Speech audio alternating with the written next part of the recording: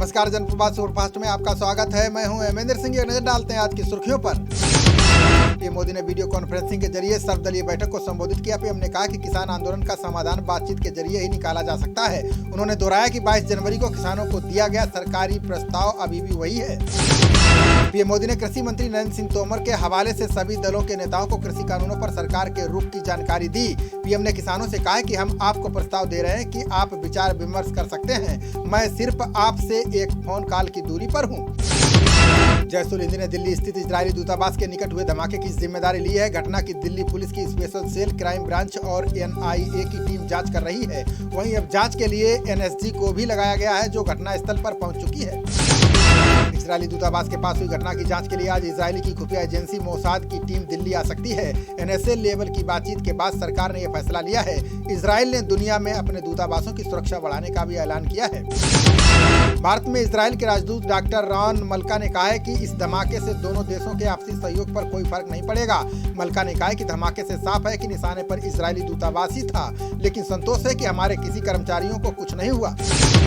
बाकी नेता राकेश टिकैत की भावुक अपील के बाद किसानों का गाजीपुर बॉर्डर पर पहुंचने का सिलसिला बदस्तूर जारी है। 26 जनवरी की घटना के बाद से उखड़ने वाले तंबू फिर से लगने शुरू हो गए हैं। बीते 36 घंटों में आंदोलन स्थल का दायरा करीब 4 गुना बढ़ गया है।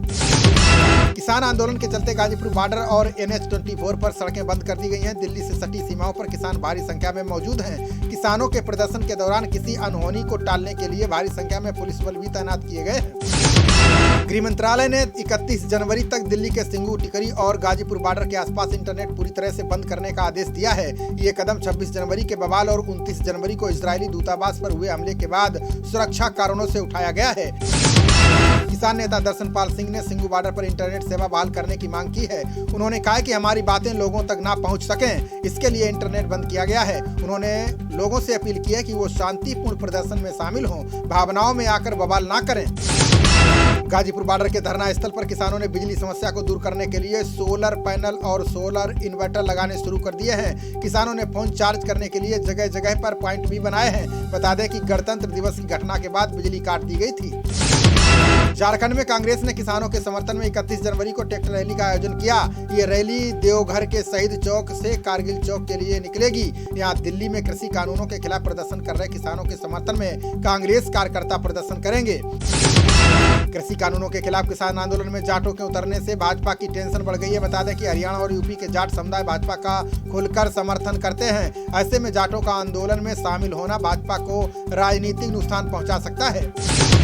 पटना में आरजेडी ने ह्यूमन चैन बनाकर कृषि कानूनों का विरोध जताया। तेजस्वी यादव ने कहा कि आज महागठबंधन ने मानव श्रृंखला बनाई है। गांव में पंचायत स्तर पर लोग मानव श्रृंखला बनाकर खड़े हैं। इसका मकसद है कि हम लोग किसानों के साथ एकजुटता से खड़े हैं।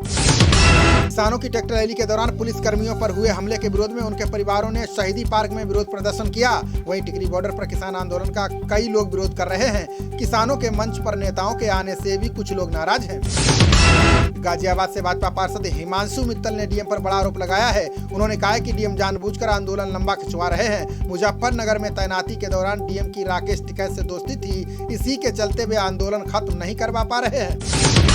कांग्रेस महासचिव प्रियंका गांधी ने शशि थरूर के खिलाफ केस दर्ज होने के बाद मोदी सरकार पर निशाना साधा। उन्होंने कहा कि जनप्रतिनिधियों और पत्रकारों को धमकाने का चलन खतरनाक है। लोकतंत्र का सम्मान करना सरकार का दायित्व है। भय का माहौल लोकतंत्र के लिए जहर है। आंदोलनकारियों का समर्थन कर रहे विपक्षी दलों पर यूपी के कृषि मंत्री सूर्य प्रताप शाही ने निशाना साधा। उन्होंने कहा कि कांग्रेस और विपक्षी दलों की नीतियां ठीक थीं, तो 2,66,000 किसानों ने क्यों जान दी। देश में एक परिवार ने 40 साल तक शासन किया और गरीबी नहीं मिट पाई। केंद्र सरकार बिटकॉइन, ईथर जैसी क्रिप्टो करेंसी पर रोक लगाने की तैयारी कर रही है। इसके लिए सरकार आगामी बजट सत्र में the crypto currency and regulation of official digital currency bill 2021 पेश करेगी। इस बिल के जरिए भारत की ऑफिशियल डिजिटल करेंसी का रास्ता साफ किया जाएगा। 1 फरवरी को पेश होने वाले आम बजट में इस बार नई नेशनल एजुकेशन पॉलिसी और ऑनलाइन पढ़ाई पर ज्यादा फोकस किया जा सकता है। इसके लिए बजट में ऑनलाइन पढ़ाई के लिए मोबाइल, टैबलेट, लैपटॉप और इंटरनेट जैसी सुविधाएं फ्री में दी जा सकती हैं। बजट से पहले व्यापारियों के संगठन chamber of trade and industry ने पीएम मोदी के पत्र लिखा है, जिसमें आने वाले बजट में व्यापारियों और उद्यमियों को राहत देने की मांग की गई है। सीटीआई के चेयरमैन ब्रजेश गोयल ने कहा कि कोरोना से सबसे ज्यादा नुकसान व्यापारियों को ही हुआ है। देश में 31 जनवरी से राष्ट्रीय पोलियो टीकाकरण अभियान चलाया जाएगा।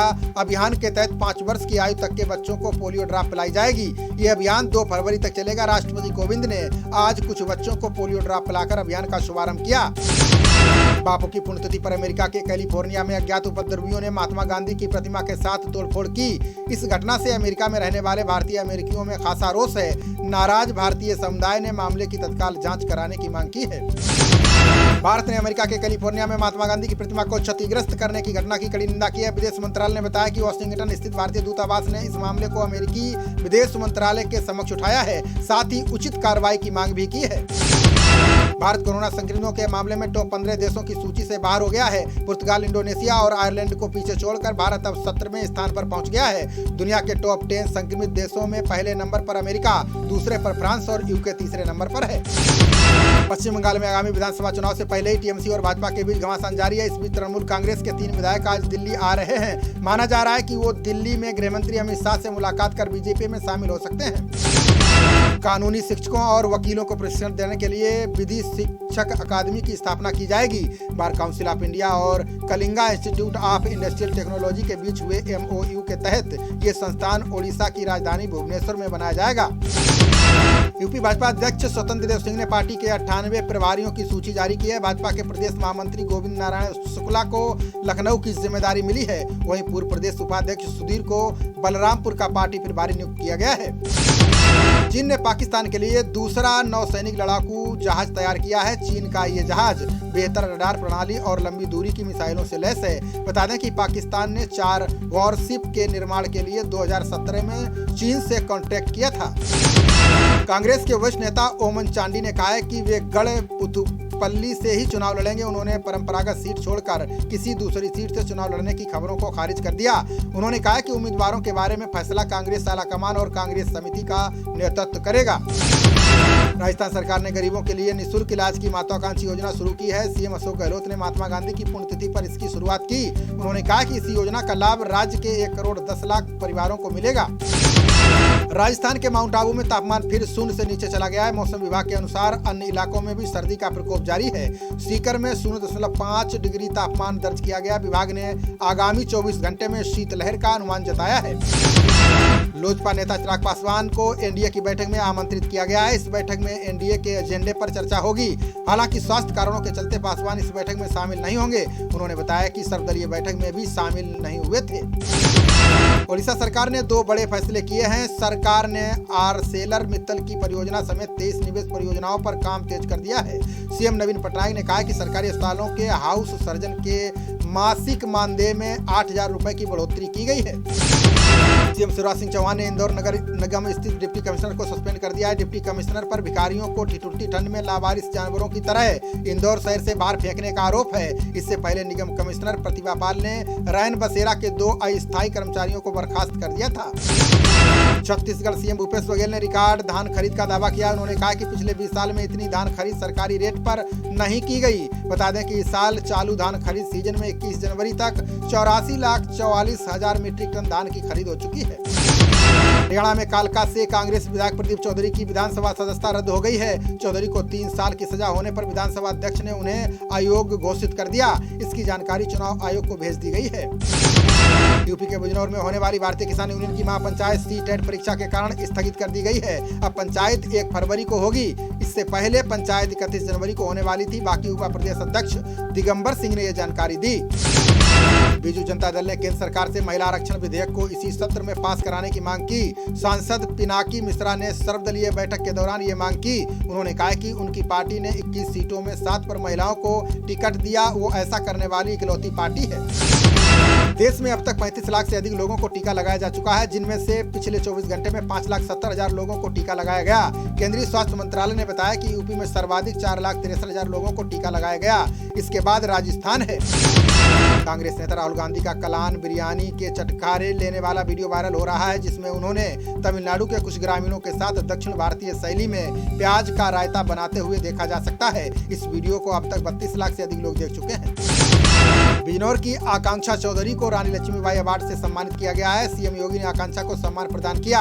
आकांक्षा एक पैर से विकलांग जरूर हैं, लेकिन मेहनत लगन से उन्होंने ये पुरस्कार प्राप्त किया है। बता दें कि आकांक्षा नेशनल गोल्ड मेडलिस्ट शूटर हैं।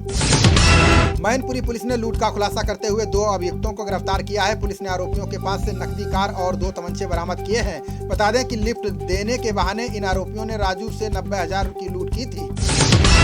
योगी सरकार के कैबिनेट मंत्री स्वामी प्रसाद मौर्य रामपुर पहुंचे। यहां उन्होंने 11,709 लाभार्थियों को 9,71,90,500 रुपए की योजनाओं के प्रमाण पत्र बांटे। उन्होंने कहा कि लाभार्थियों के खाते में ये पैसा RTGS के माध्यम से दिया जाएगा। कैबिनेट मंत्री स्वामी प्रसाद मौर्य ने सपा सरकार पर निशाना साधा। उन्होंने कहा कि सपा सरकार में किसानों और मजदूरों की अवहेलना की गई। अखिलेश सरकार में किसान गन्ना भुगतान के लिए भटकते रहे, उनको पैसा नहीं मिला। वहीं योगी सरकार ने आते ही गन्ना भुगतान करवाया। सासाराम में महागठबंधन ने कृषि कानूनों के खिलाफ प्रदर्शन किया। आरजेडी विधायक राजेश गुप्ता और कांग्रेस विधायक संतोष मिश्रा के नेतृत्व में मानव श्रृंखला बनाकर विरोध जताया गया। दोनों विधायकों ने कहा है कि केंद्र की सरकार किसानों के साथ छल कर रही है। बीसीसीआई अध्यक्ष सौरव गांगुली की तबीयत में पहले से सुधार है। कोलकाता के अपोलो अस्पताल में अधिकारी ने बताया कि गांगुली के स्वास्थ्य में काफी सुधार है। अगर स्वास्थ्य जांच में उनका सब कुछ सामान्य रहा तो उन्हें आज अस्पताल से छुट्टी दी जा सकती है। बीसीसीआई ने इस सीजन में रणजी ट्रॉफी की जगह विजय हजारे ट्रॉफी के आयोजन का ऐलान किया है। 87 साल के इतिहास में पहली बार रणजी ट्रॉफी का आयोजन नहीं किया जा रहा है। बोर्ड सचिव जय शाह ने राज्य संघों को खत लिखकर इस फैसले की सूचना दी है। भारत इंग्लैंड के बीच टेस्ट सीरीज का पहला मुकाबला चेन्नई में 5 फरवरी से खेला जाएगा। इसके लिए इंग्लैंड के बेन स्टोक, जोफ्रा आर्चर और रोरी वंश ने अभ्यास शुरू कर दिया है। इंग्लैंड की बाकी टीम क्वारंटाइन पीरियड पूरा करने के बाद 2 फरवरी से प्रैक्टिस शुरू करेंगी। इंग्लैंड के बल्लेबाज कोच ग्राहम थोर्प ने कहा है कि आगामी टेस्ट सीरीज में अगर भारतीय टीम को दबाव में रखना है तो इंग्लैंड को अच्छी गेंदबाजी करनी होगी। उन्होंने कहा कि जसप्रीत बुमराह और रविचंद्रन अश्विन से पार पाना भी इंग्लैंड के लिए कड़ी चुनौती होगी। दक्षिण अफ्रीका की महिला क्रिकेटर शबनीम इस्माइल ने T20 में 100 विकेट पूरे कर लिए हैं। शबनीम ये उपलब्धि हासिल करने वाली दुनिया की 5वीं महिला क्रिकेटर बन गई हैं। इस मामले में वेस्ट इंडीज की अनिसा मोहम्मद 120 विकेट के साथ टॉप पर मौजूद हैं। खबरों का सिलसिला जारी रहेगा। देखते रहिए जनप्रवाद। नमस्कार।